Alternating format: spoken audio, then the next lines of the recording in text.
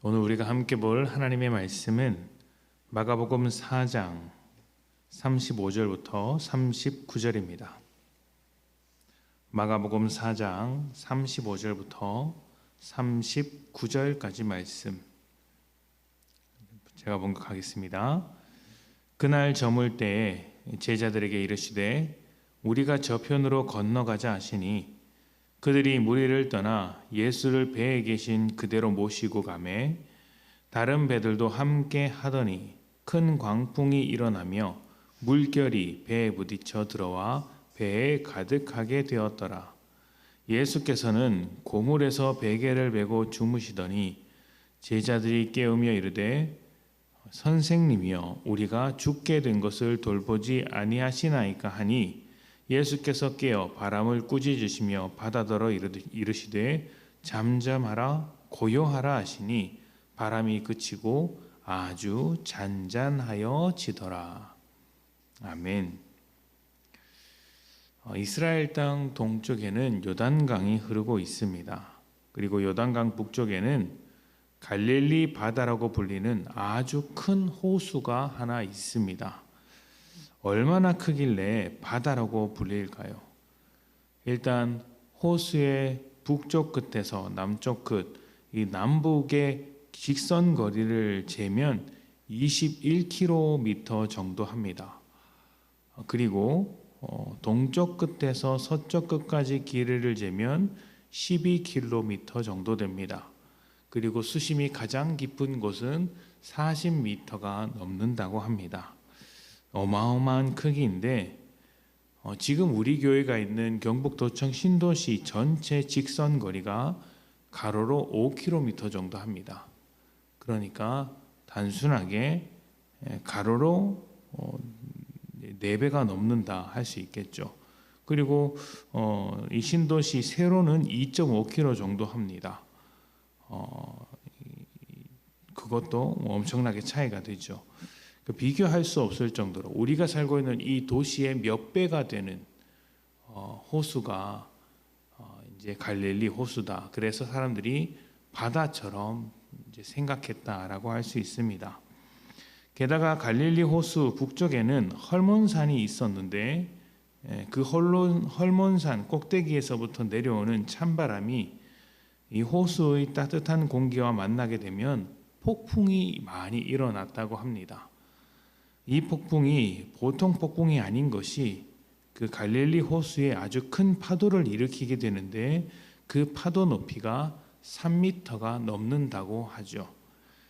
집채만한 파도가 배를 삼키는 경우가 많이 있었던 것입니다.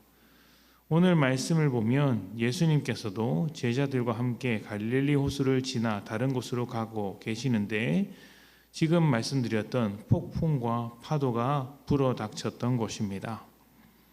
제자들 중에서는 어부 출신이 많으니까 아마도 그런 폭풍이 얼마나 심각한 상황인지 알 수 있었을 것입니다. 자기들로는 도저히 감당할 수 없어서 자고 계신 예수님을 깨웠습니다. 바로 전에 병자를 고치시고 귀신을 쫓아내셨으니 지금 혼란에 빠진 제자들을 위해 뭔가 해 주셔야 하는 것 아닌가 생각했던 것 같습니다. 그러자 예수님은 잠에서 깨어 귀신에게 명령하신 그대로 바람을 꾸짖으셨고 그 모든 상황을 정리하셨습니다. 잔잔하게 만드셨죠. 이 이야기는 짧지만 예수님과 함께하는 우리에게도 언제든지 어려움이 찾아올 수 있다는 메시지를 던져줍니다. 갈릴리 바다를 건너가자고 한 것은 제자들이 아니라 예수님이셨습니다. 예수님께서 인도하는 대로 따라갔더니 감당할 수 없는 심각한 문제가 찾아왔던 것이죠. 우리가 믿음으로 살아갈 때, 예수님의 뜻대로 살아갈 때 언제나 좋은 상황이 보장되는 것은 아닙니다. 거센 바람과 또 집채만한 파도가 갑자기 찾아올 수 있습니다. 어떤 문제든지 갑자기 찾아오면 감당하기가 어렵죠. 게다가 오늘 말씀을 보니 물결이 배에 부딪혀 배 안에 가득했다라고 이야기합니다. 감당할 수 없는 문제가 내가 발 딛고 있는 그 배 위로 내 삶 깊숙이 내 터전, 내 가정과 직장까지 넘어와서 배를 가라앉게 만드는 것처럼 우리의 삶을 저 밑바닥까지 가라앉게 만들 수도 있었다는 것입니다. 제자들은 급했습니다. 감당할 수 없는 문제 앞에서 허둥댈 수밖에 없었죠. 그래서 자고 있는 예수님을 깨워 도움을 구했습니다.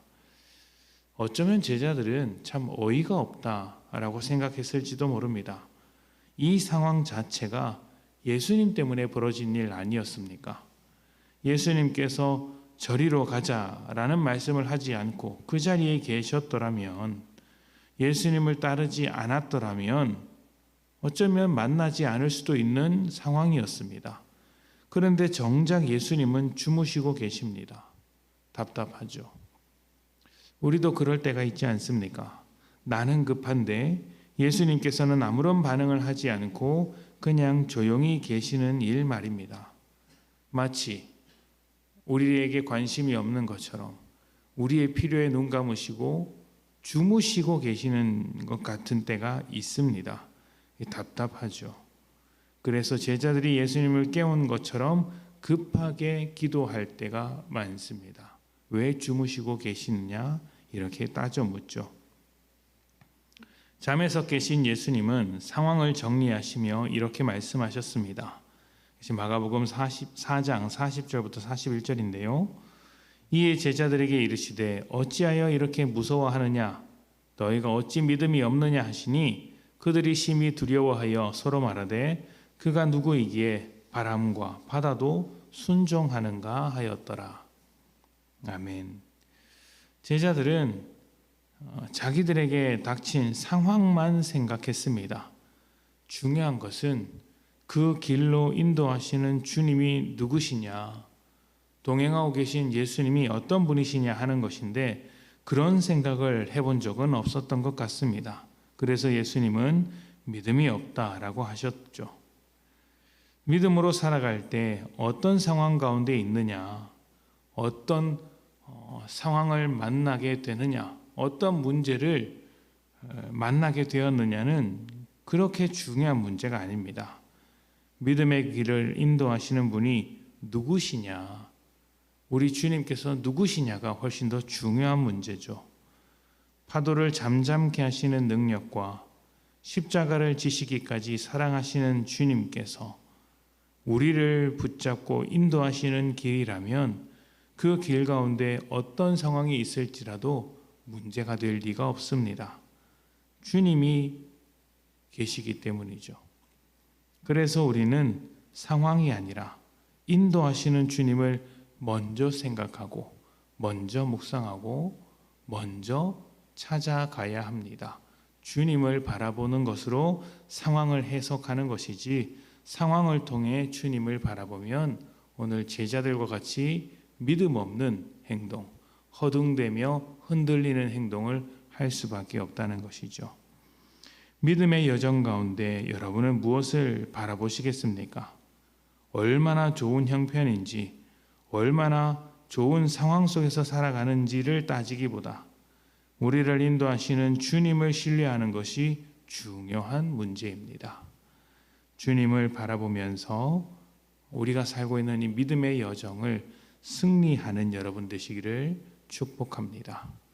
함께 기도하겠습니다.